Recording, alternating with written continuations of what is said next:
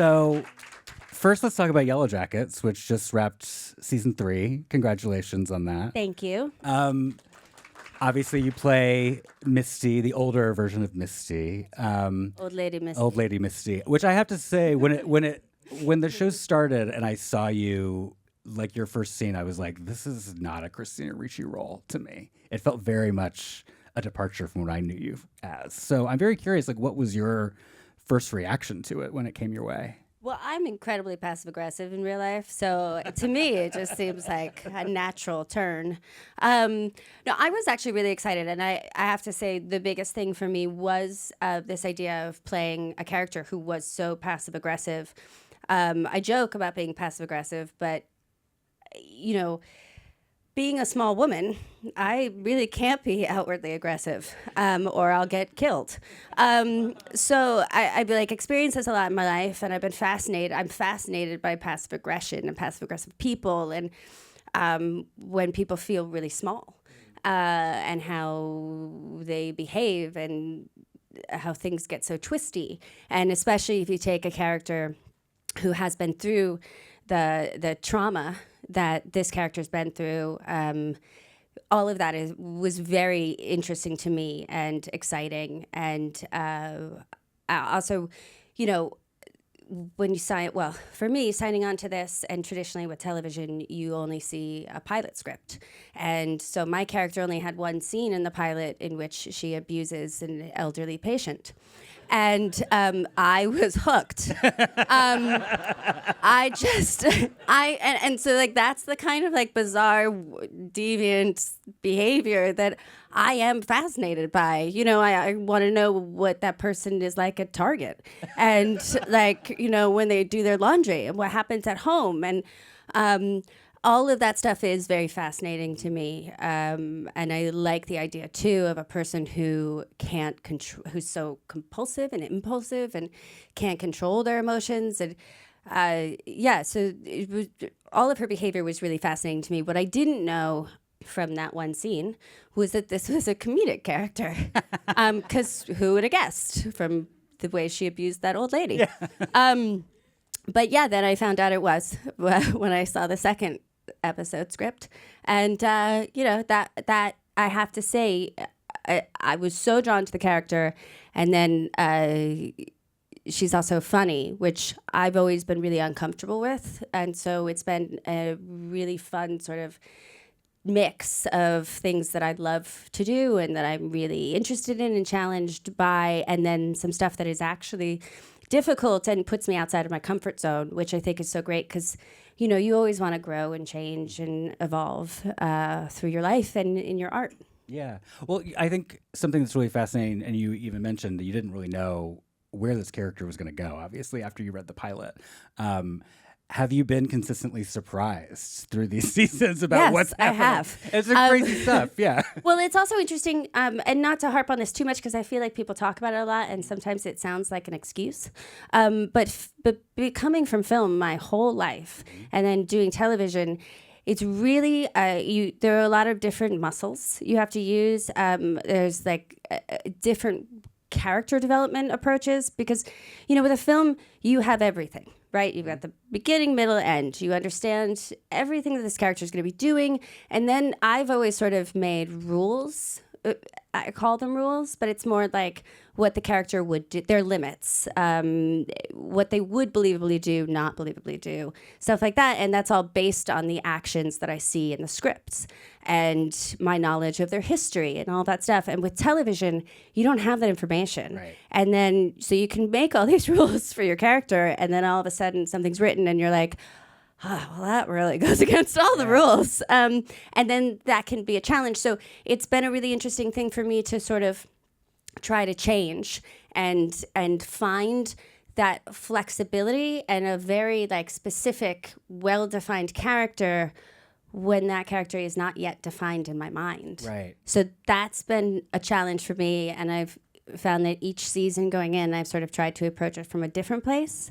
And this season, I basically just requested a meeting with the showrunners in the beginning and asked for her emotional journey and arc. Not the specifics, not, you know, the story points, but her actual journey, because that I felt was sort of maybe a way to create, again, like a different set of rules, but that would be more flexible. Yeah. Well, I also think it's really interesting because obviously the character's played by two different people and two different timelines, and something new can happen to young Misty in a television show. That's just how it works. And now does that change your perspective of the character? Well, that's again like the thing that you have, like for me, that I say you a lot and I mean me, but it's a way, I guess it's a way of skirting responsibility. So sorry, I'm going to blame all of you.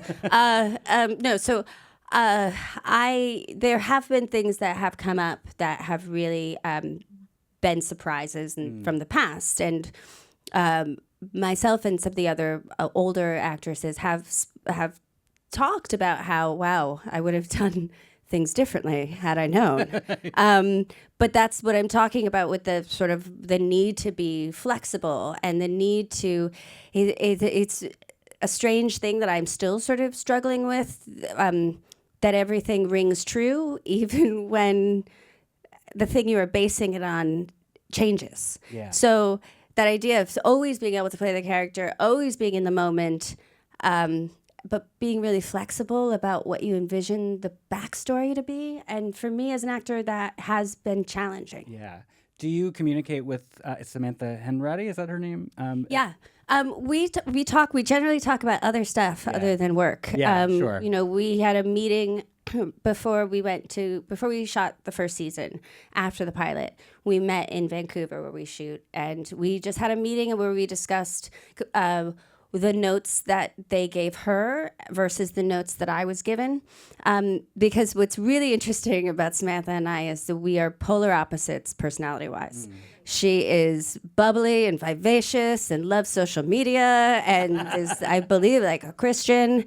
And not that Yeah, sure. Yeah. I just mean It's different. I'm Yeah. not religious. Yeah. Let's just say I'm just not religious. It's just a different sort of, she's very like pure and wonderful, really. And I am a hateful bag. But I'm just different. I'm like, you know, got a chip on my shoulder, and I'm old, and you know, gonna go to hell apparently. So it was just interesting to hear the notes that we were both given, because a lot of times the notes you're given are things that people are afraid you'll bring to the part. So like my notes were all about like how adorable Misty is and like charming and fun. And her notes were all about like, you know, she needed to watch Misery and study Kathy Bates and stuff. Because I feel like they were like they're like, oh God, she's going to be too bubbly and this one's going to be too hateful. So it was interesting to hear those two, to hear the two notes. And then from that, we kind of both discussed where the character would lie then. Right, where it meets in the middle. Yeah. But since then, we haven't discussed it too much. And, you know, to be honest, I always sort of think about how different I am than I was 30 years ago. Right. And, you know, with Misty, I imagine her having come back from the wilderness, and then all of a sudden it's 30 years of this squeezing of rejection and PTSD and isolation and loneliness, and that changes a person over time. And so the writing is so strong with the show that I really feel like we can both be present in our storylines and not kind of, for me, like not wear the past too much. I mean, obviously, it influences everything. Right, of course. You know. Yeah, it can't help. But I don't worry too much about the differences that she and I have in our performance. Right. That makes sense. Yeah, I feel like it would get you in your head, maybe. If you... and I'm already so in my head. Right. Yeah. I don't need that extra stuff. Yeah, exactly. Well, let's go way back. As I said, you know, I'm a 41-year-old gay man, so I feel like I've been preparing for this my entire life. Wonderful. You've been, you know, since I had like a cognizant idea of what a favorite actor could be, I feel like you were that person for me. That's so because nice. we're close in age, and you were doing really cool adult stuff as a kid. But before that, before you were an actor, I want to know a little bit. You know, I've heard a little bit about you talk about your family life, and almost how acting was kind of like a refuge from kind of an unsettling home environment, especially with your dad, who was a primal scream therapist. Is that right? I mean, Or he that's was what he long said? enough to Yeah. form a cult, Yeah. and then for that cult to fall apart, as they do. Yeah. Yeah, I had a very dysfunctional childhood. I guess we used to. That was our charming word in the late '90s. Right. Dysfunctional. Yeah. But it was. I grew up in an abusive household, and it was a very unsafe environment. And so when I started working, I was immediate. I was given, three to 9 month long reprieves from this situation, and it was really wonderful, and it exposed me to, as a young child, to this idea that what I had at home was not all there was. To all these different people from all over the world, to different careers, different paths, different lives, and I think that that's so important for kids that are in bad situations. Yeah. To be able to picture, imagine, and see different options. It gives you hope. So for me, it really was a refuge. Yeah. What about performing appealed to you? Do you remember like when it kind of clicked for you that that's something that you wanted to do? Well, I actually, this sounds crazy, but it's true. I remember being in third grade, and in music class, the teacher was like, "Oh, we're doing this Christmas pageant, and each class is going to perform a different song." But the third grade, because we were in like a pre-elementary school, the third grade was the oldest grade, so they were basically the third graders. Four of the third graders would be on stage the whole time, like narrating this Christmas pageant, and it was basically they had taken the 12 Days of Christmas and put songs to each thing in a little like skit and all this stuff. And so, sorry, sometimes I tell stories in real time. Basically, cut to the chase. They put the lines down that we were all supposed to do, and I started doing it. I started hearing how other people were doing it, and I just was like, "Oh, I know how to do this. Right. Like I actually completely get what they want and how to do it." And it was like I actually remember feeling like, oh, I found my thing. Like, right. I found it. This is what I'm good at.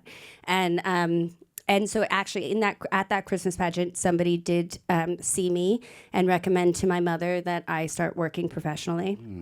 And I did start working professionally. We started going to auditions in New York. I lived in New Jersey, so I started going to auditions in New York every afternoon. And for me, it was more about like having something that I knew I was good at. Like it was such a wonderful feeling as a child, and I guess the child I was, to feel that sense, that self-esteem. It was just such a self-esteem boost to be good at something, and that continued throughout my life, like always knowing that I had this one thing that I was good at. Yeah. I mean, you got your SAG card very early, right? From SNL? I You're think on so, SNL yeah. sketches? What were those sketches? Do you remember what those sketches were like? I do. At the time, I did 2 of those fake commercials that they used to they're do. pre-taped. Yes, Yeah, pre-taped with Nora Dunn. And at the time, they had found a lot of medical waste had washed up on I think the Hudson River. So they were, sounds right. Yeah. So they were skits about medical waste and children.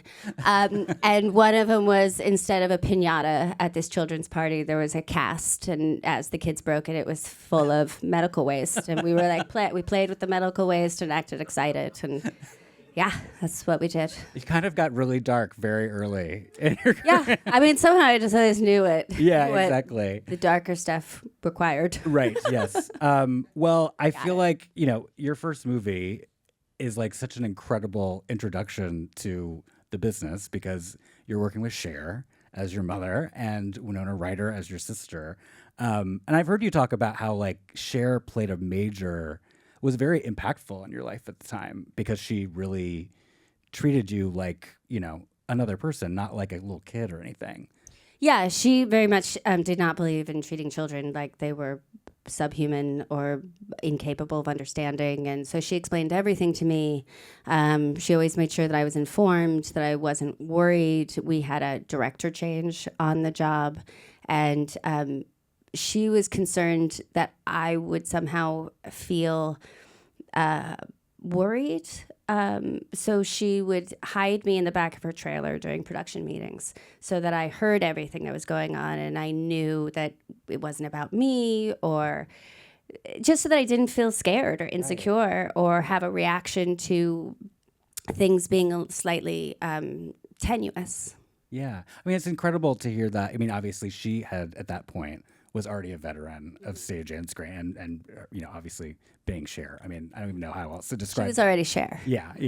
Did you know who Cher was when? My mother and father both really loved film, and my mother especially. And so when I went to audition for Mermaids, I probably like the Friday night before or something, we did a whole Cher movie Marathon. Movie marathon. Thank you. And we watched everything, including Come Back to the Five and Dime, Jimmy Dean. You were how obscure old Cher at this movie. point? I was 9. Yeah. Okay. Yeah, but she had already showed me all the Hitchcock movies. Okay. So you were right. You were game. And I loved them all. Yeah. And you were already playing with medical waste. Yeah, Professional actors. I was fine. But yeah, so it was great. And I was able to really then walk into my audition with her, because I had first just an audition just without anybody, not even the director, just with Marjorie Simkin, actually, the casting director. And then they had me go to Boston where they were shooting the movie and do an audition with Cher and Winona. So I was able to walk into that final audition, like, being informed and respectful. And I've always been grateful to my mom for doing that for me. I think also something that came out of that, you were also in a music video with Cher and Winona. It was. Yes, it was. Shoop song. Mm-hmm, the Shoop Shoop song. I watched that a lot and listened to it a lot. It's a fun video. Yeah. We're just going to go through the credits here. I mean, we have to. The Addams Family and Addams Family Values come up after that, which... Do you think that you're like recognized for a character as much as you are with Wednesday? No, I mean that's the number one recognition source of recognition. It's also like really cut to the chase, shorthand. If anyone's ever like, "What have you been in?" I'm like, "I was Wednesday in the '90s," and they're like, "Oh, okay." Like it's just an easy, very easy. Yeah. People really, really love that character, as do I. Yeah. Do you remember what it was like, being cast in that? And then that's an incredible cast of performers with Raul Julia and Angelica Houston, who you ended up working with several times. And my mother did the same thing. She showed me all of Raul Julia's movies and even fast forwarded the parts that I wasn't supposed to watch. Right. And Angelica Houston's movies as well. And on Mermaids, Bob Hoskins. Bob Hoskins on Mermaids, of course, yeah. But yeah, and Christopher Lloyd. Mm-hmm. So yeah, it was an incredible cast. It was really fun. I had so much fun making both of those movies. And I really love playing that part. People will ask me about being a young girl and understanding deadpan. But I was never really naturally a bubbly or smiley child. Right. I was always like real sarcastic and cynical. I used to get in trouble for it all the time, actually. So when I went to the first audition for that for that movie, I had just been to a final audition for another movie. Where I had to cry and scream and do all this stuff. So after that audition, I was so tired. I was like, "Mom, I just want to go home." She was like, No, we have one more audition. It's for a movie version of The Addams Family. And I was like, "I don't know what that is. I don't care." And she was like, "No, it's this TV show. We have to go. It's really cool." And I was like, "But I'm so tired." And she was like, "That's perfect. The character shows no emotions, and you basically just have to say the words." And I was like, "Okay, fine." And that's what I did. Yeah. The secret. Well, for that part. Yeah. I love The Addams Family, but I think Addams Family Values, it's Godfather Part 2 level sequel to me. I think it's such a funny movie. And I feel like what it's so great, especially with Wednesday, is that she gets such a big storyline in that movie compared to the first one. Obviously, you get to go to summer camp, this like insane, bubbly summer camp run by Peter McNichol and Christine Baranski. you're working with Joan Cusack. I mean, and David Krumholtz, who has shown up in other films of yours. And what I love about that is obviously the Thanksgiving play, which is one of your two iconic anti-Thanksgiving screens. We'll get to the other one in a second. True. Yeah, I have two. Yeah. Do you remember that feeling like a bigger deal as a sequel, as like a bigger role at the time? Yeah, I think we realized I had a bigger role, which was great. I was excited. And, but I was still very much a teenager. I think I was 12. And so I was still very much just focused on the Red Hot Chili Peppers and boys and things like that. Yeah. So I wasn't necessarily thinking too much about career. Right, of course. At that, you know what I mean? Yeah. But I was thrilled to be working more. And I really loved a lot of the scenes. And I really did love the whole camp, all the camp stuff. And I loved that stage. Like when we did the Thanksgiving play, it just was so fun. And the fact that I was setting stuff on fire, I was like, can I light this match off my shoe? They were like, yes, you can. And I was like, this is so cool. I just thought it was the greatest thing ever. And you also have the moment where Wednesday smiles, and it's one of the most unsettling things That's right. ever. Yeah. I mean, did that take practice? I feel like I really peaked in that scene. Oh, no. Peaked. It didn't take practice. We just did it. Yeah. I think I did it 3 times. And I think one of the wonderful things about being a kid is not being as intimidated or scared to do things.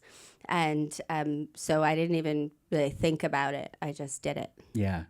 Do you remember what it was like talking or like being around those the adult actors who were playing your family members, who are also, looked insane, I'm sure, day to day in the costumes and the makeup? What was that like? I mean, was it something weird to process, like recognizing that it was sort of different than the normal Not kid really. would have? I was a kid, so it's just like, you take things at face value. Right. It's like, all right, I guess this is what I'm doing now. Right. You get very used to people looking weird or crazy. That's true. I always felt bad for Cousin It and the hair. It just seemed like a nightmare. Yeah. But, I had such a wonderful time, and Angelica was so kind to me and Jimmy, who played Pugsley. And I spent hours with her in her trailer. Mm-hmm. She taught me how to do photo kills. What are photo kills? Well, they used to, so we had, when they stills photography. Oh, yes, of course. And they used to bring you the contact sheet. Contact right? sheet. Yes. Thank you. Contact sheet. And then they would have like a light box that they would deliver and a wax pen. And you'd literally cross off with the wax pen the ones you didn't want used. I love that. And so I would sit with her while she did them. And she'd be like, see this one? No, never be shot from that angle. I was like, okay. And she just told me lots of stories about her childhood and growing up in Ireland and all kinds of stuff. And Raoul was amazing. I think it's one of the things I'm most grateful for in my life is being able to work with him and know him. He was so generous and kind and warm and loving, and he would sing opera and he taught us songs. He could tell when, as kids, we were like maybe a little bit not sure what was going on or confused, and he would take us on his knee and sing songs with us and just was really just such a wonderful, warm, caring person. Yeah, I love that. And Angelica Houston cast you in her first film. That's right. She directed Bastard Out of Carolina, That's right. based on Dorothy Allison's book, which is also another tough material. It's Yeah, a film Jenna about Malone abuse. in that and movie. Jenna Malone. Was that her first? That was her first Yeah. movie. And the fact that, it's a really weighty subject matter, to say the least. Yeah. And she's so good in that movie. It's unbelievable. Yeah. Yeah. But lighter stuff is Casper. Okay. Which was Moving right along to yeah, Casper. Casper. Come on. Casper's like a preteen teenage romance, which with a ghost. Yeah, with a ghost. But I love. That's sort of a weird genre that doesn't exist anymore. Where is that genre? Where we need teenage girls falling in love with ghosts. We had vampires. Oh, that's right. Right? Yeah. So was that? back to those ghosts. Was that and like Addams Family, like those introduced you to like how crazy just like special effects can be on set and like. Yeah, Casper was interesting because from what I remember, it was new technology that we were working with, sort of the melding of the live action with animation. So that shoot was very long. I believe we shot for 9 months, and I think the average number of takes we would do was like 50 to 60 takes. Wow. And I was 13, and I was not impressed. And a lot of times too, like we would do the blocking rehearsal, and they would shoot the blocking rehearsal, and they would basically have a tennis ball on like a C-stand arm, and they would move it from place to place, and that would be like where the ghosts would be, and I would just have to like memorize where they were supposed to be, and then when we shot, that would be gone, and I would just remember where I was supposed to look and what I was supposed to react to, and so sometimes that felt very awkward. Yeah, very technical. Well, but also like sometimes the things I had to do, like at one point I have to kiss Casper, and he turns into a ghost, so I was kissing air, and I was 13, and I was not having a good time. Right. I was embarrassed. Meanwhile, every girl in my elementary school was like furious because you kissed Devin Sawa. Well, I kissed air, so they can be jealous of that. All right, there you go. But so you know, it was fun. I always loved working, and I loved being on lots because it felt like I was really a part of Hollywood. So that element I really, really enjoyed. And I actually became close with Kathy Moriarty during that period of time. And that was wonderful, getting to know her. Did your mom watch Raging Bull with you before? Yes, we watched we watched Raging Bull. And my mom actually had known Kathy early on in her career. Oh, wow. She had known my father, Kathy. So that was fun. And then I was really excited about Eric Idle because I was a really big Monty Python fan at that time. So all of that stuff was really great. But the technical aspect of it was intense. And then also the camera they had to use made this crazy noise. So we ended up having to loop the entire movie, which took like a week, which was fine. 9 months of shooting and then a week of ADR. Yeah. Wow, that's crazy. I mean, that must have really opened your eyes of like how difficult it is just to make something that big. Right? Yeah, but it's also really impressive when you go onto these huge sound stages and they have the huge sets built and the special effects, and like at that time so much of it was done practically. So all of that stuff was fun to see, and I was always really interested in everything that went into filmmaking. Yeah. Next up, also the same year as Now and Then, which a huge favorite among many people, obviously like Yellowjackets in a way. It's not as dark, but no one's eaten. Yeah, you have two timelines where you played the younger version of Rosie O'Donnell, and that was kind of again a movie I feel like we don't see very much of just like young girlfriends having a summer together and kind of coming of age. Did you know your co-stars like when you booked that already? Were they people that you just kind of were professional peers? I had known Gabby because we both went to auditions in New York. So I would see her and her mother in New York a lot. And I always thought she's younger than me by 2 years. And I remember always thinking that she was just the most adorable little girl I had ever seen. She had like this thick, crazy mane of hair, and was this like skinny little adorable creature, full of fire and chutzpah.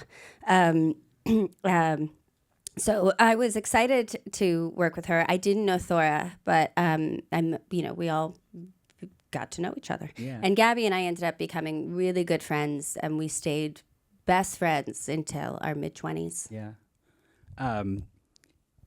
What's up next? Sorry. Kind of I would say your last adolescent childhood film, That Darn Cat. That darn cat. That darn cat. Yeah. That one. I'm very curious, though. I mean, that's at a time, where you're growing up, and I assume maybe you were thinking more about your career at that point. Did you think at the time, like, okay, this is it? Like, in terms of, like, the kind of material that I want to look for stuff that's more adult forward and, like, more complicated? Yeah, I mean, we were making Now and Then, and Gabby and I were going to see Pulp Fiction every weekend in the theaters. Yeah. And, I was already sort of obsessed with Reservoir Dogs and a lot of darker independent film. And so I was looking to do things that aligned more with my personal taste. Mm-hmm. And then up comes The Ice Storm, which is like top 5 for me. Oh, thanks. I was really excited to get that. I ran into David Krumholtz at an Oppenheimer event a couple years ago for the Oscars, and I came up to him and I was like, I watch The Ice Storm every Thanksgiving. And he was like, why? And I was like, it's a great Thanksgiving movie. I love it. I was truly been obsessed with it since I was 15. I mean, that's the kind of teenager I was. But I mean, that I loved you in particular in because it's the rare adolescent character in an adult film that the film treats kind of seriously, not like a subhuman character. I mean, all of those characters, the character that Elijah Wood plays and Tobey Maguire, Adam Hinburn, and of course you get to work with Ang Lee. What do you remember of that experience? It was a really incredible experience working with Ang, but also working with James Schamus, who's such an incredible writer and producer, and all of those incredible actors. I was really excited, and I remember our first day of shooting is actually the scene where Jamie Sheridan brings Elijah's body back to the house, and everybody just starts howling and crying, and I had wanted to be in a serious drama, and I wanted to be working, with serious actors. And I remember it all happening, and they're all off in their corners, like prepping. And Joan Allen she just kept her tears going all day long, and was just sitting there, just crying the whole day. And Jimmy Sheridan was doing his own kind of prep stuff that I'd never seen before. And I remember just being like, yeah, this is really intense. I have arrived. Yes, like, whoa. Was that the first time that you noticed that people had different approaches to their character? Yeah, I did. And, these were like really, Jamie and Joan came at it from theater, and they were very serious. And Kevin, too. Honestly. Exactly. Kevin, too. He's a and Sigourney Weaver Juilliard a trained little bit. Sigourney Weaver. So these are all like very heavyweight actors. And I had never seen, and I'd worked with, obviously Raul Julia and Angelica are heavyweight actors. Cher's a heavyweight actor. But the material we were doing didn't require them to get that deep, to do that stuff. So it was the first time I saw really incredible actors preparing, or what they did off camera to achieve what they needed to on camera. So that was really interesting to me. And I will say that Kevin Kline on that movie was just the most incredible person. He really took me under his wing. He was so interested in me. He brought me home to meet his wife and kids. We went to Cannes, and I was 17 and gross. I was so gross. I had white bleached hair. I was an albino goth at that time. Okay, sure. Sure, yeah. As you era, are when you go to Cannes, go as an albino goth. It was 1998, so it's in my defense. But we went, and he was like, "Are you you're here alone?" And I was like, "Well, I'm gonna go." And he was like, "Okay," and he brought me in his car. And he took me down the red carpet, and he literally was like, and we're walking 3 steps, and we're turning to the left, and we're smiling. And we're walking 3 more steps, and then we're going to turn to the right, and we're going to smile and give him a little wave. Because I was so scared, petrified. Cannes is terrifying. Yeah. I had no idea what I'd gotten myself into as an albino goth. That's why you're here tonight instead of in Cannes. Yeah. But so he was just like the most wonderful person. And I was 15, and I was already smoking cigarettes, and he used to smoke cigarettes with me off set and stuff. And I just was like, this is the greatest guy ever. Wow, what a movie dad. I love him so much. I will always, I love him. Anyway. That's around the time that I feel like your roles really changed, your performances really changed. Did you, having seen actors kind of their own different approaches, did that change your approach to acting? Was there ever a moment, because, you're a natural, as you said, as a kid, but, was there a time where You felt like, okay, I need to like get the basics of what people are doing. Well, I was always paying attention. Okay. And I remember even on Mermaids, Cher had a couple of crying scenes, and I asked her, I was like, how do you do that? And she walked me through her process. And then I paid attention, and I would ask people, like, how do you do this? And how do you do that? And I really, like, absorbed everything everyone was telling me, and I tried different things. And, like, at one point, somebody told me about, like, the whole resistance method, that, like, when you need to be emotional, you fight the emotion, and that makes the emotion come out. That doesn't work for me. I tried it. Didn't work. But I was always asking questions and trying the things that I saw other people do. Right. I mean, it's kind of like you had your own personal acting coaches in a way. Like Yeah, from the I mean, best I had people. a lot of like experience, and I was a child, so me asking somebody questions, they were very open to answering, and it wasn't like I was competition. I was some 10-year-old.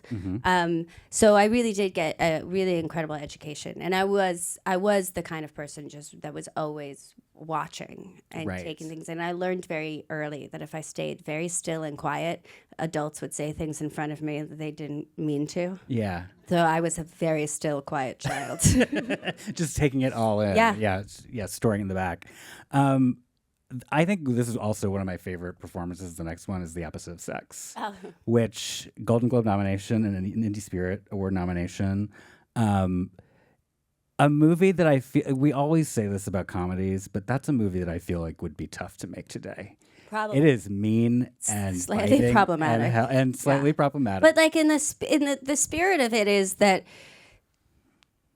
how like it's a well-intent, like, yeah, she's a nasty piece of work, and she's she's a only 15-year-old 15. pregnant, like, dropout kind of. Who, Homophobic. Yes, who has It's an like older gay everything. brother. Yeah. But the whole point of the character is that she's just being off-putting. Yeah. As her mode of operation. Well, how do you? I mean, because I was obsessed with her. I was like, I want to be that girl's friend, if only at least because it'll make me safer. That was my perspective with the Mean Girls. I was like, I have to be their friend because then I'm protected. That's true. But how do you? I mean, did you think in your head like, okay, I have to make this protagonist likable or anything like that? No, I've always had problems with the idea that people have to be likable. Yeah. And even when I was young, I just hated that idea. Yeah.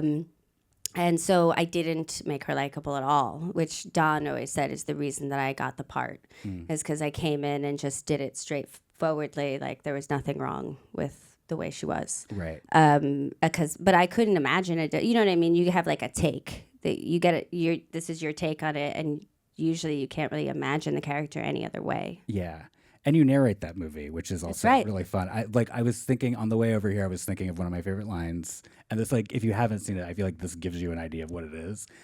Dee Dee Truitt is talking about her mother. And she's like, my mother's the kind of woman who says her daughter's her best friend. And it's like, great.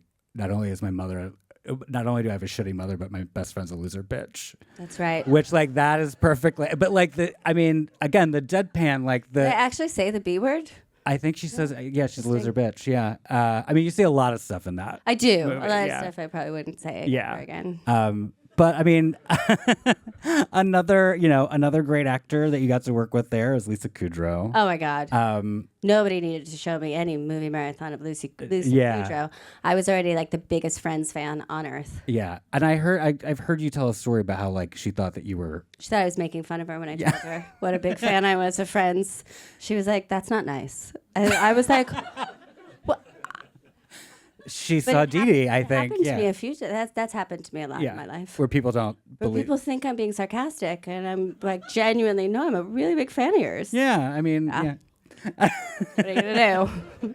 But again, that was a big 1998, 97, 98, 99 are big years for you. You also Buffalo 66. That's right.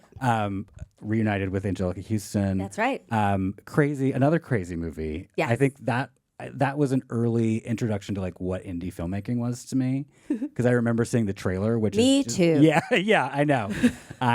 But like the trailer is just like your character tap dancing in a very slow. Oh yeah, the slow tap jump dancing. thing. Yeah. Scene. Uh-huh. But you put Layla, Yeah. who's kind of kidnapped by Vincent Gallo. Yeah. In every possible way, and he's a tough person to work with. He pushes people really hard. Yeah. It was interesting. I was 17, and it was my first movie away from home without my mother or a tutor or a welfare worker. Yeah. Because I guess it wasn't union, so nobody cared. And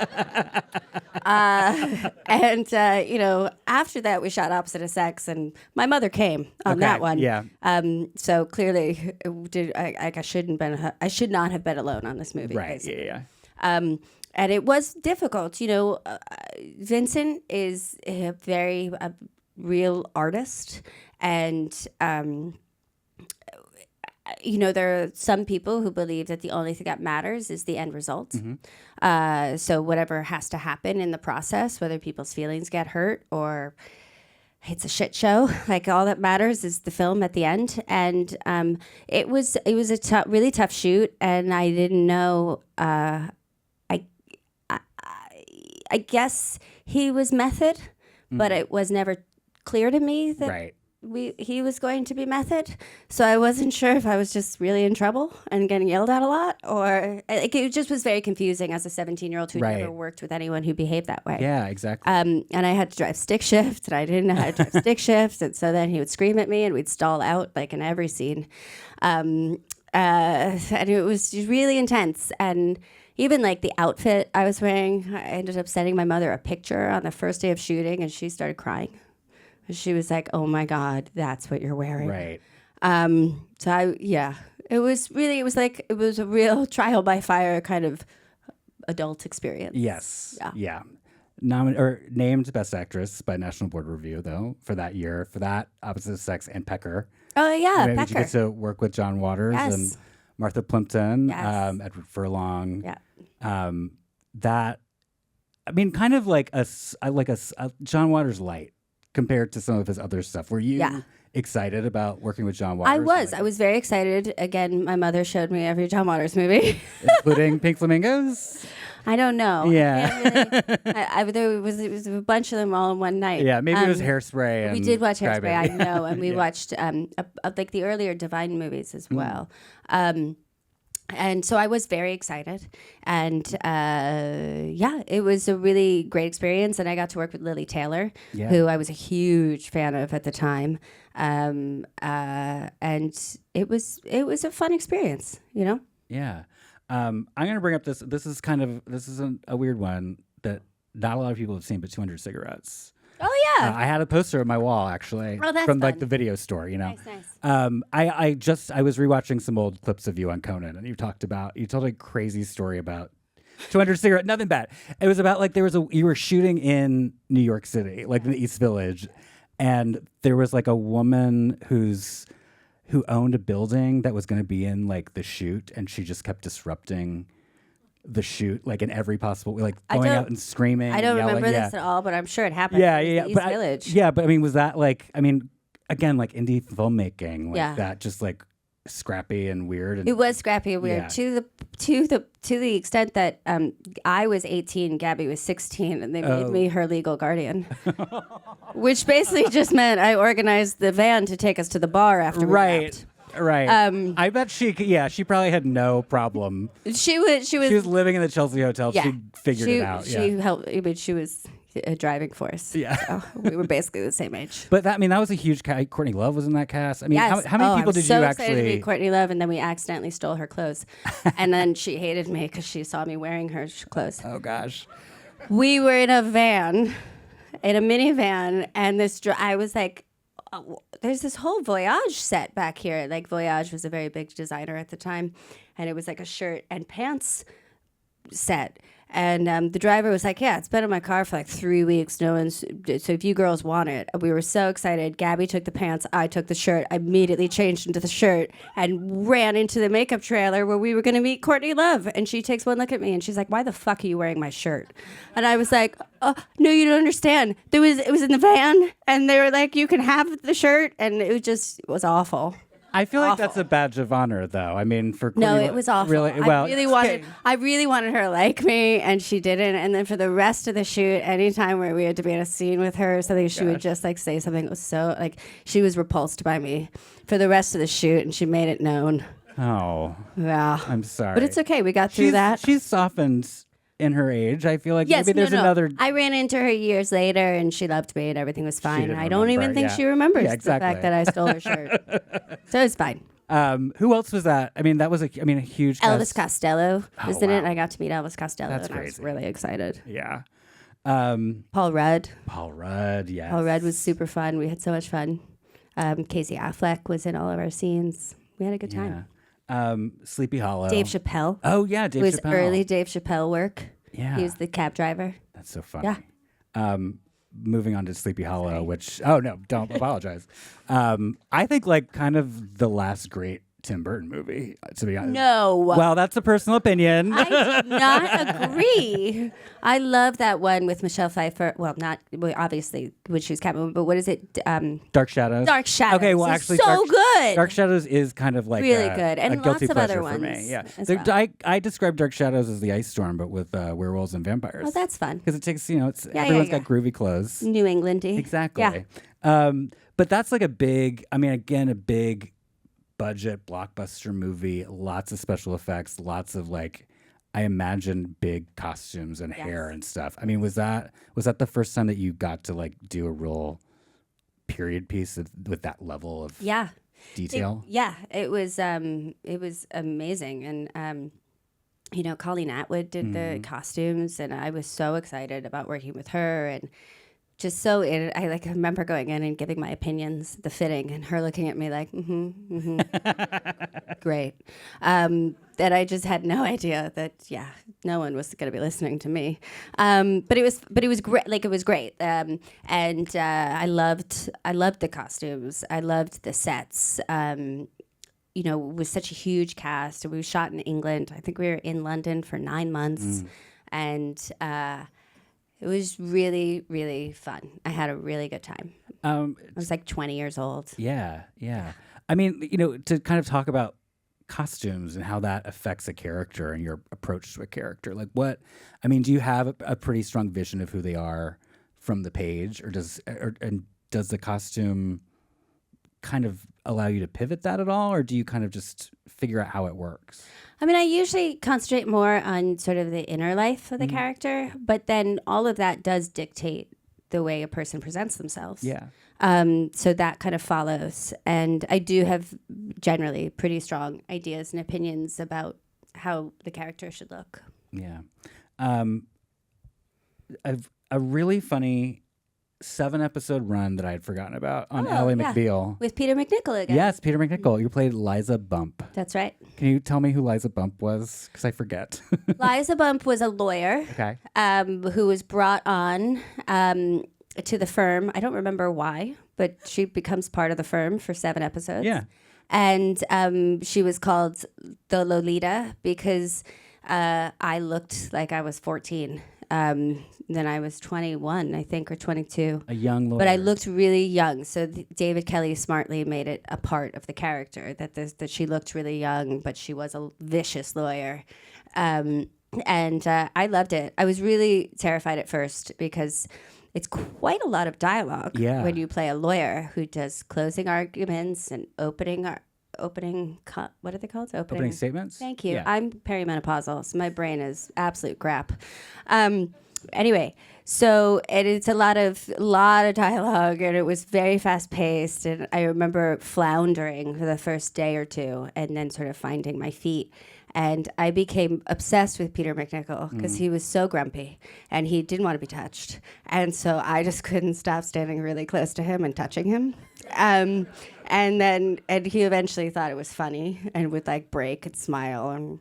And so then David started writing all of our scenes. Like, my storyline became, all my scenes were with Peter, and it was so much fun. I had so much fun working with him. I loved it so much. Yeah. I'm always interested when an actor does like a short run on a show, or even just comes in as a guest. Is that intimidating? I was terrified. Yeah, because it's like a club of people. Terrified, and they all have and when you go into a TV show that's been on for that long, everybody has like a way they work, and every show it feels like is different, and all the actors have this is how we do it on this show. And it was really different. I don't think they ever did blocking rehearsals, which is usually where I learn my lines, is in the blocking rehearsal. And so they wouldn't do that. So I would just be like, oh my God. You'd walk on set and just have so much dialogue. And it was very intimidating. Yeah. Was that like kind of the first like big TV job that you had done too? Yeah. Because later you did 2 episodes on Grey's Anatomy. That's right. And nominated for an Emmy for a doctor, right? Hannah? No, I was in EMT. Okay. Was that as equally difficult as playing a lawyer? No, it was not. And I think because I'd had that experience, I was like super prepared. And I also, it was just a different kind of character. But I wasn't, obviously, again, you're walking into well-formed relationships and habits and the way people work, and so it was intimidating, but it was a lot less high pressure than Ally McBeal was. Right. We actually we'll get to some questions from the audience later in the conversation, but there was one that asked you specifically about Monster and working with Charlize Theron. I mean, that's another really, really tough, brutal film and role. I mean, what was kind of what was your interest in that to start? I've always been really interested in true crime. So I was actually familiar with her story and that case. And so when I heard they were making a movie about it, I was like, oh, this is going to be so good. It's so, she's fascinating, this character. And then when I heard it was Charlize, I was excited because I was a fan of hers. And we met, and I really loved her, and I loved Patty, and it all worked out. And then shooting that movie was actually really fun. Because I think that sometimes a coping mechanism that occurs with very dark material. I heard somebody talk about this on when they were shooting a Holocaust movie, is that we just giggled. We laughed the entire time. I mean, we would laugh until Patty called action. And then we would immediately go into it. And then right afterwards, we'd be like dying laughing again. And I think that is your reaction to not being dragged down too much. And Charlize and I worked together so well. We had such a great rapport. I mean, she was so kind and charming and wonderful, and we were just really kind of there for each other. And Patty Jenkins is amazing and makes you feel so safe, and like you're never going to be tricked into something. Sometimes I don't know if people do this very often anymore, but a lot of directors would like try to like trick you into giving the performance they wanted, which always drove me insane. And it happens mostly with actresses. And young women. Because they assume you just can't understand what they actually want. Right. But with Patty, it was never like that, and you knew it was never going to be like that. And she was, she would do as many takes as she needed until she was happy. But there was never this feeling of like, well, because you're doing it wrong. It was just like, I want this thing. I can't verbalize what it is, so I just want to do it again and see if we can get it. And it just, everything felt really safe. Speed Racer, which I feel like people have reclaimed as like, I mean, it's become a real cult classic. And that's like, I mean, talk about VFX, and like, I can only imagine, like, was there anything in the room with you? I mean, how was that? It would be like a giant green stage, that there'd be like a car. Yeah.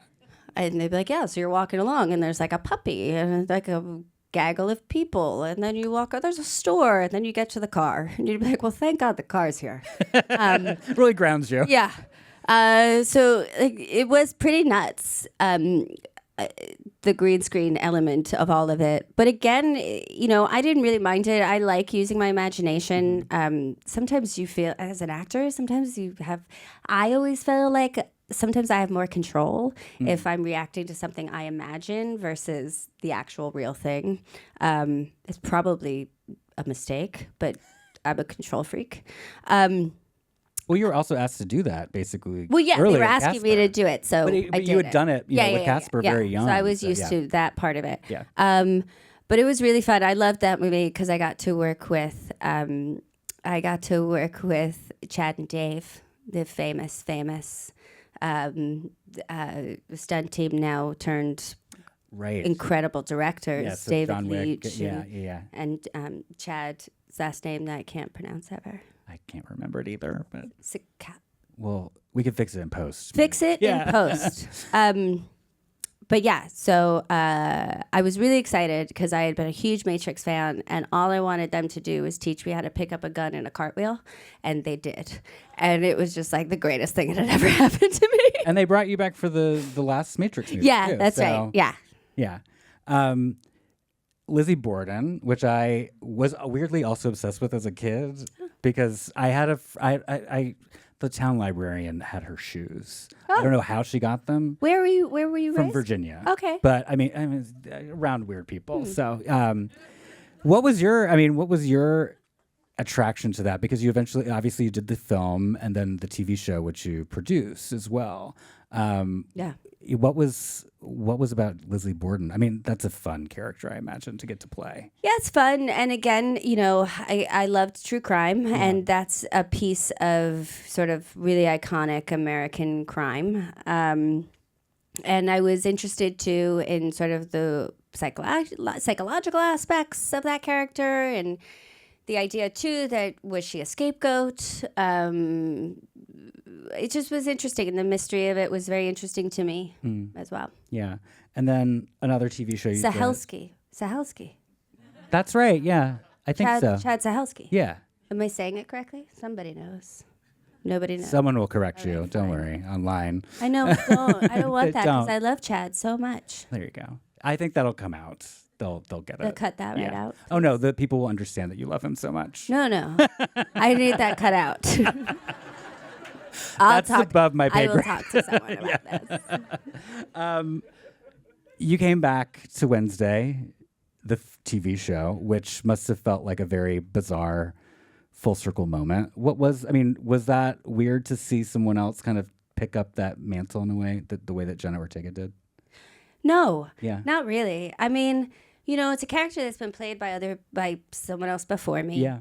Since me, someone else has played that character. I don't feel as much ownership over it as I think sometimes people assume I do. Yeah. Also, I played Wednesday as a little girl. Right. Jenna's playing her as a teenager, young adult.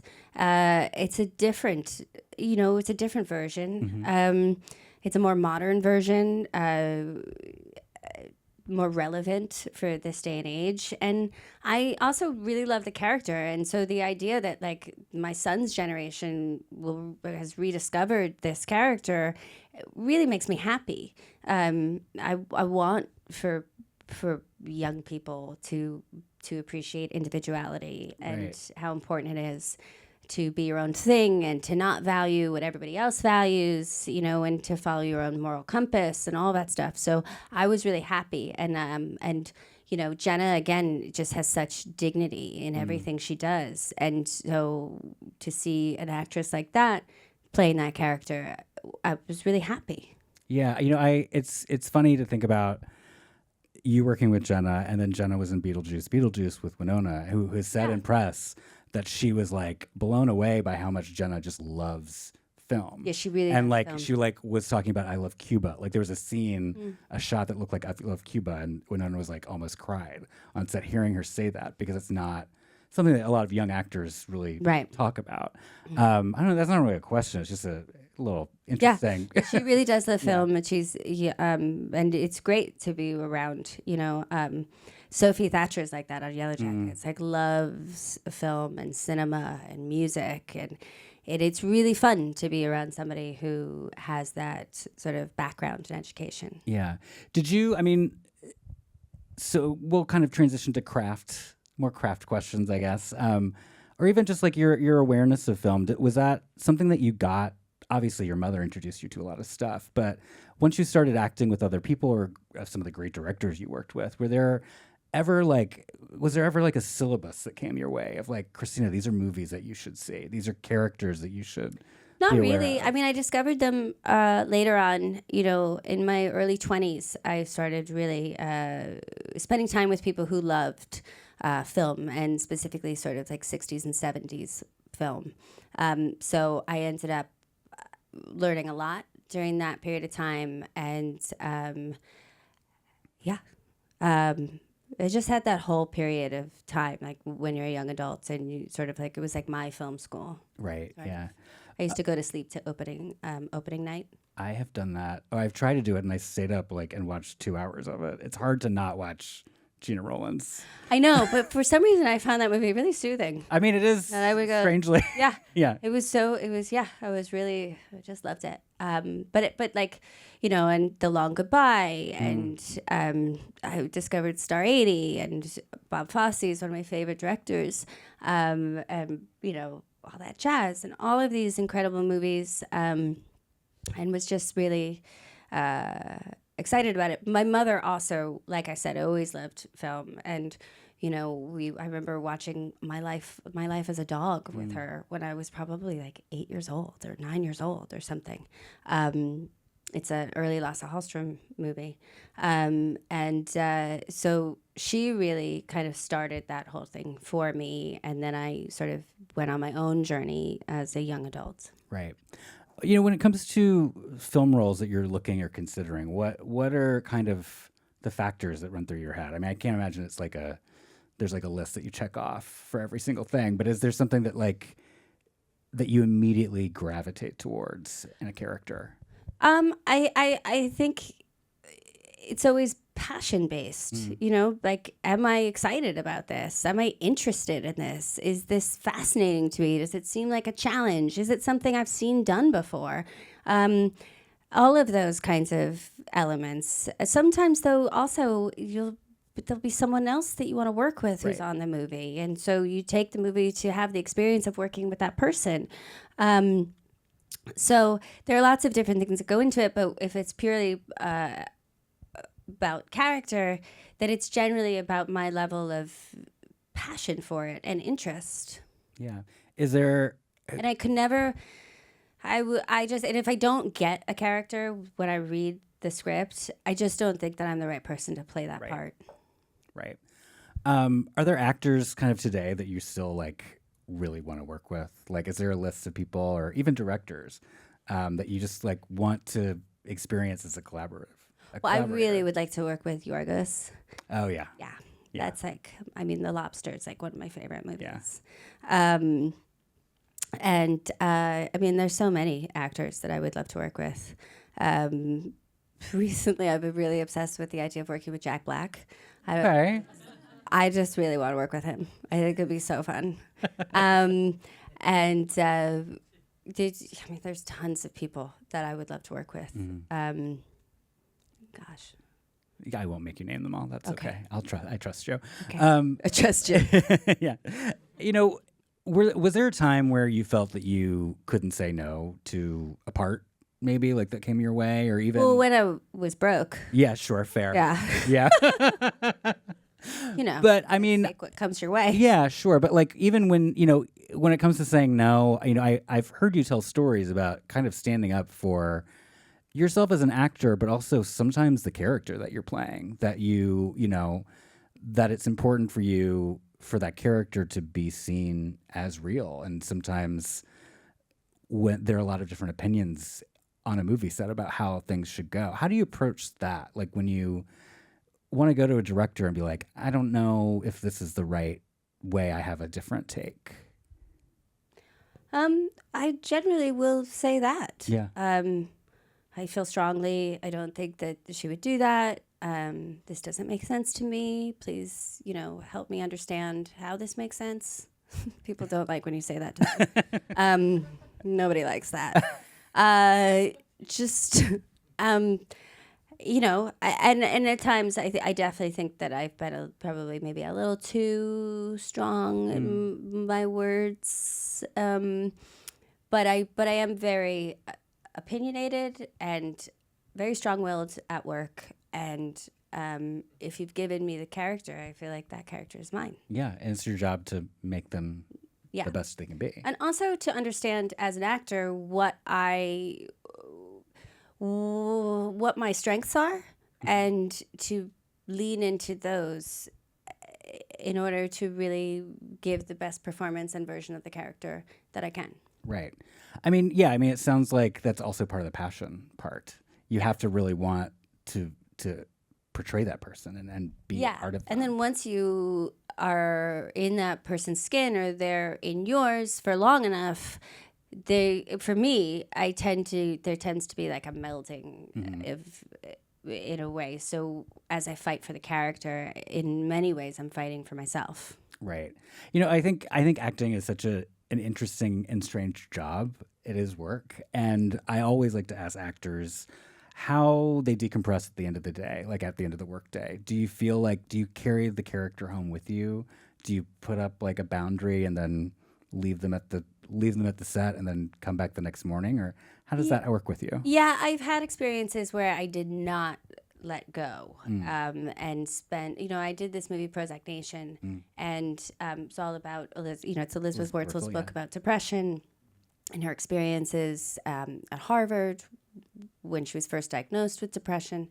And that movie is just a lot of most of the movie I had to break down and cry and have these really intense emotional scenes. And there's never any resolution for the character because obviously, clinical depression doesn't ever really resolve itself. And certainly that the chunk of life that we were showing, that was unresolved. And so I was really excited about it and I threw myself into it, not thinking at all about how it might negatively affect me.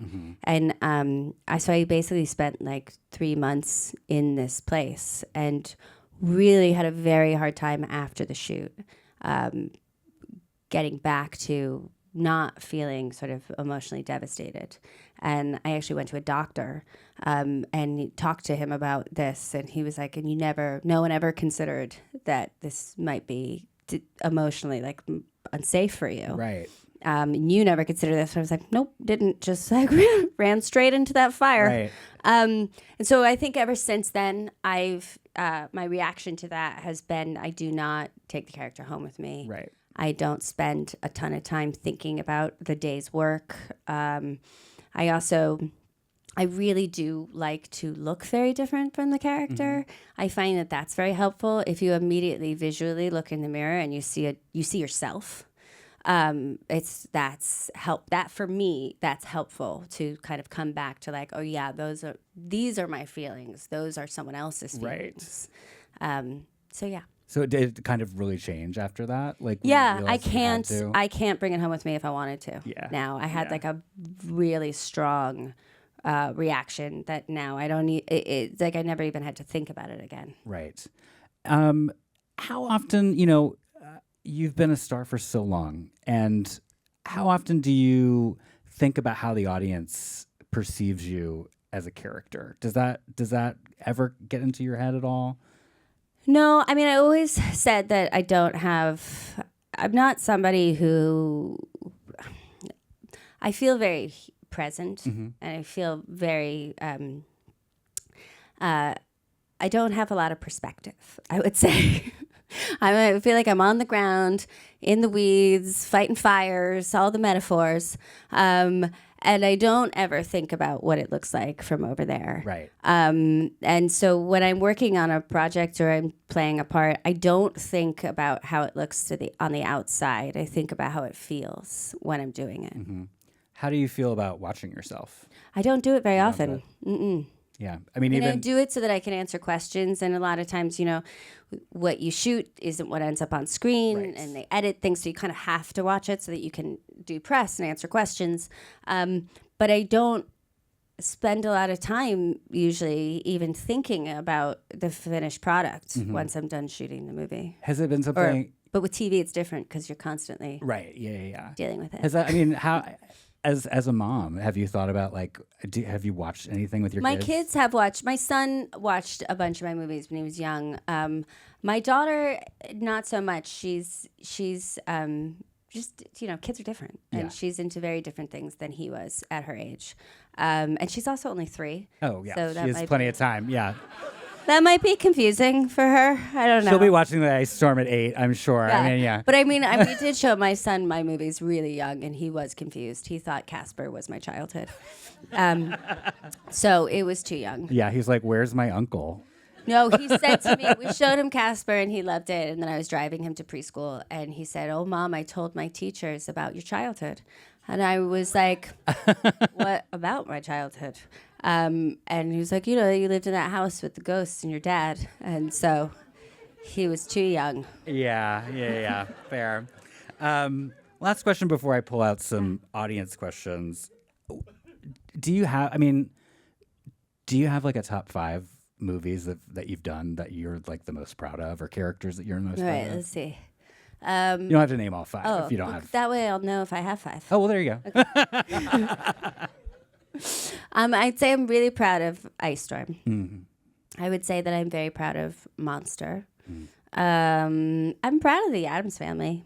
Like the second one especially. Yeah. I feel like I peaked in the smiling scene. What else am I really proud of? I did this movie Black Snake Moan. I'm not proud of the movie, but I'm very proud of the work I did in it. So I guess I only have 4. Wait, there's got to be a 5th.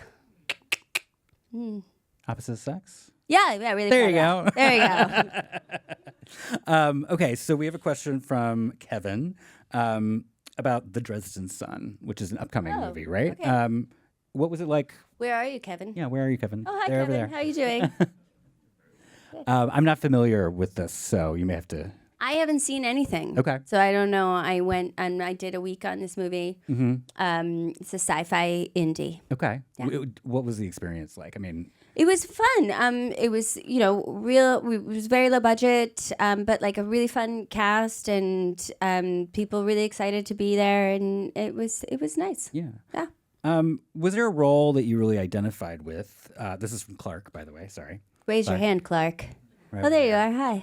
Is there a role you were identified? Is this weird? Should I not be doing this? I think they love it. Making people own their questions. The next one to be like, no apologize. one. Yeah, sitting on their hands. Maybe I'll stop. Is there a role that you identified strongly with that you didn't get? Or you regret maybe not getting? Well, I have a fun audition story. Oh, yes, please. Which kind of, I really wanted this part, but it wasn't so much that because it's this backstory to it. So I auditioned while I was making Casper, I went on an audition and I read with Kathy Bates in front of Taylor Hackford for Dolores Claiborne. Yeah. And as the younger version? As younger Jennifer Jason Leigh. And I would say, like, when I was little and I discovered that I knew how to act, I was very excited and I felt like blah, blah. But I'd never really experienced, like, I never really felt like an actor. And I never really felt like an artist. I didn't really get the emotional connection. Like, I knew how to imitate emotion and I knew how to, like, feel sad, but it was never really something that it, like, took over. And I had heard people talk about it and all this stuff, and I just was sort of like, well, maybe you're not that kind of actor. Maybe you're just an actor that, can look a certain way and hit all the marks and say their lines realistically and stuff like that. So I went to this audition, and I go to read this scene, and the scene is her on the ferry telling her mother, Kathy Bates, Dolores, about what the father had been doing to her, and she gets very upset. And I never read with anybody, practiced beforehand. I always thought it was embarrassing to, like, practice with people, especially my mother or my parents. So I hadn't said the words out loud.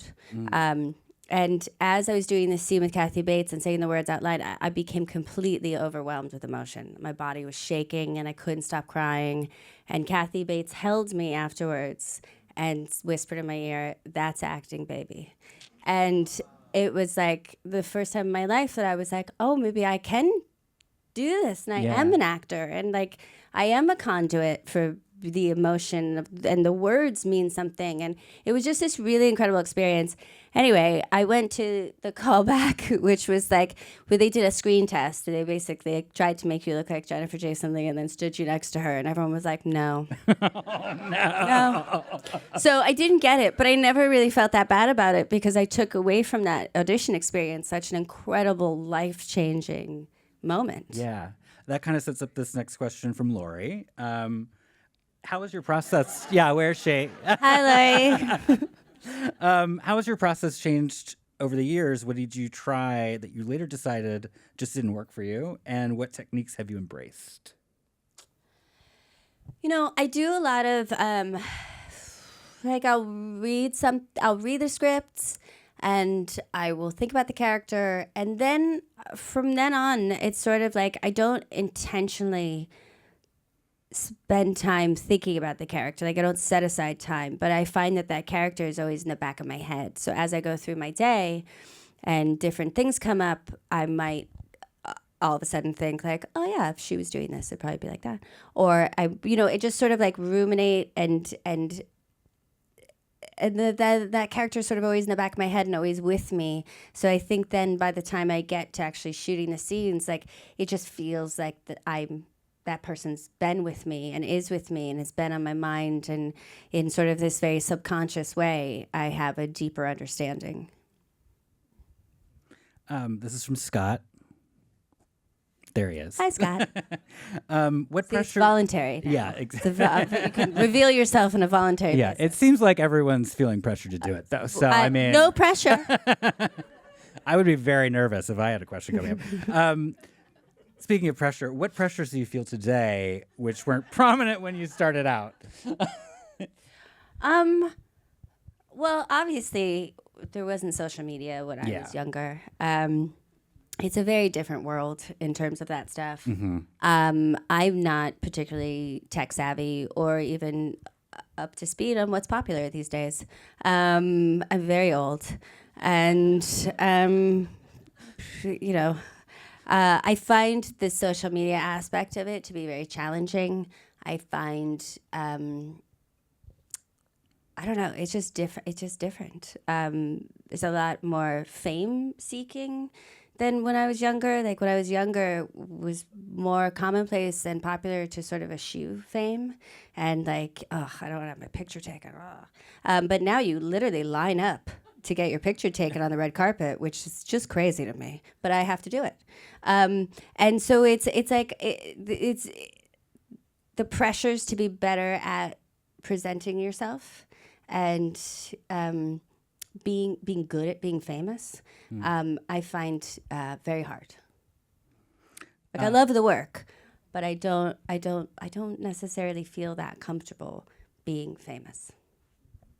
And I'm not even that famous, so it's a problem. This is this is from Christina with a K, I believe. Hi. She's out there. Yeah, she's right there. What was it like doing Hollywood House Lift? Oh, it was fun. My sister and I used to live together, and we used to watch Jeff's show all the time, flipping out. We were obsessed. And so I was really excited. And I also really wanted someone else to pay to redo my kitchen. There you go. That's smart. It was great. The second part of this question, did it feel odd being yourself on camera instead of playing a character? It did. I also he would make fun of me because I didn't get my makeup done, and I just dressed the way I dress, and my house was like a cluttered mess. And they would always be like, "Do you want to put some powder on?" And I'm like, "No, this is what I look like. Like, I'm fine." I have a real thing about like, why do people have to pretend to be perfect? So. And it did feel weird, and I felt a little bit like I was like jumping off of a very high dive in many ways. But I also was like, what's the worst that happens? Like, we're not bad people. Did you have to? So we're a little cluttered. Did you feel like you had to pull back from like performing for the camera, or was that part? I'm not that particular person. Okay. If you could give yourself any, this is from Jillian. Hi. Yes. If you could give yourself any advice when you played Roberta and now and then, what would it be? Oh, I don't know. I mean, when I shot that movie, I was actually going through a really hard time. I was severely anorexic at that time, and I had a fun time on the movie, but I was also in like kind of a bad place. And towards the end of filming, I was in a really bad place. And I guess I would just want myself to have not gone through that and want myself to be healthier and to not have tortured myself during that time. But it ended up being fine. I'm fine. Look at me. I'm great. Healthy.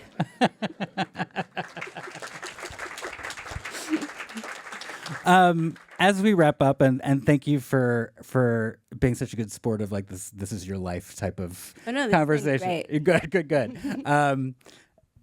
You know, you keep saying you're old. You're not old. It's how I get myself used to being like 60. Fair. You have a long way to go. I know, but if I get used to the idea of being old now, it won't be devastating. But and also, if I call myself old first, no one else can call me old. Okay, all right. But I was thinking about this because, you know, it is a career retrospective, and you have been working longer than most actors, I think, who are working today. But, you know, you still have so much left to do. Let's hope. Let's hope, first of all. I mean, what are you, like, what do you have, like, a kind of dream role, a kind of character that you really want to see? Or even just, you know, a kind of a character you've seen another actor play that you really admire and you want to do something at that level? Yeah, I mean, I think these things have changed over the years as I've changed. You know, when I was younger, I was obsessed with Dangerous Liaisons, and I wanted to play the Glenn Close character so badly. So like that was the kind of part I wanted to play for a very long time. I think now the things I want to play are maybe a little bit more grounded.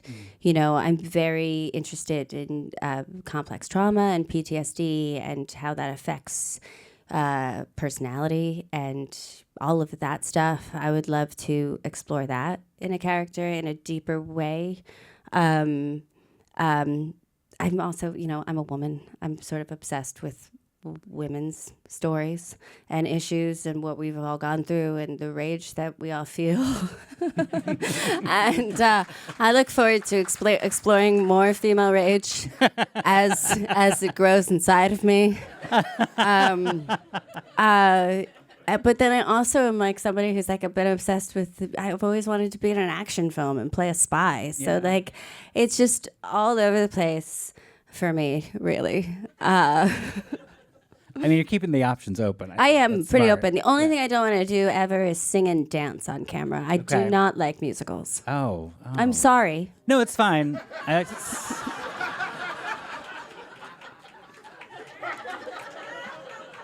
fine. Not going to see you in like Follies or something. No, but I do love cabaret. Oh, you could do cabaret. I mean, like there's certain kinds of musicals. So like the Bob Fosse cabaret, which is yeah. Mm-hmm. The anti-musical, I would say. Yeah. I'm down for that. Yeah, exactly. Good to know. Well, thank you all for joining us, and thank you, Christina Ricci. Thank you guys so much. Thank you.